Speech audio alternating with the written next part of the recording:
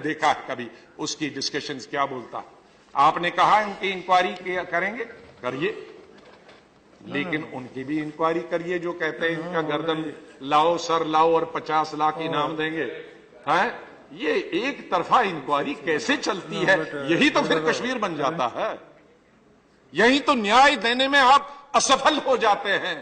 जाकिर नाइक की इंक्वायरी करिए, वो अगर आतंक फैलाता है तो उसको सजा दीजिए, लेकिन अगर आपकी पार्टी का या आपकी विचारधारा से मिलता हुआ कोई ये कहता है कि जाकिर नाइक की गर्दन लाओ और 50 लाख ले जाओ, वो तो जेल में नहीं जाना चाहिए। और इस तरह के स्टेटमेंट वाले जेल में नहीं जाने चाहिए। जब जेल में नहीं जानते हैं तो फिर कश्मीर जैसे हालात हो जाते हैं। माननीय गृह मंत्री जी, आप पर बहुत बड़े 125 करोड़ जनता, हिंदू और मुसलमान, सिख, ईसाइयों की जिम्मेदारी आपके सर पे है। कुछ लोग बाहर से आए जिनको अपने देश ने निकाल दिया। तस्लीमा नसरीन बांग्लादेश से निकाल दिया इस्लाम के खिलाफ लिखने के लिए, कुरान के खिलाफ लिखने के लिए। हमने शरण दे दी ह्यूमैनिटेरियन ग्राउंड पे, हमने दी, लेकिन आज टेलीविजन बहस में क्या बोलती? वही पेट्रोल लेके आ जाती है और डालती। तो उनको क्या लगता है कि टेलीविजन पे आप करा रहे हैं? मैं ये नहीं कहता, आपका कोई आपने देखा भी नहीं होगा प्रोग्राम, लेकिन जब नेशनल चैनल पे आ जाता है कि एक औरत को हमने शरण दी है जो इस्लाम के खिलाफ लिखती है, बोलती है, और हम उसको यहां अपने नेशनल चैनल पे इस्लाम को गालियां दिलाने के लिए इस्तेमाल लगते हैं, तो दोषी किसको ठहराएंगे? दोषी तो केंद्रीय सरकार को ठहराएंगे।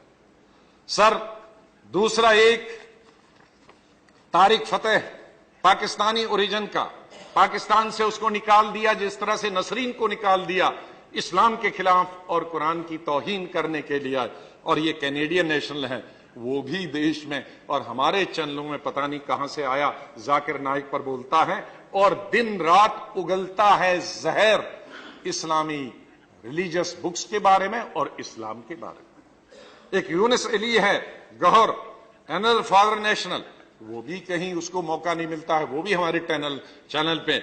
वो गालियां मैं नहीं दूंगा, मैं आप दोनों को दिखा दूंगा, और अगर आप दोनों देखेंगे तो आप कहेंगे कि इसको तो अभी पकड़कर इस कॉन्टिनेंट से ही बाहर कर देना चाहिए। वो हमारे चैनल पे बोलता है, तो ये दोष आपको नहीं जाएगा, किसको जाएगा?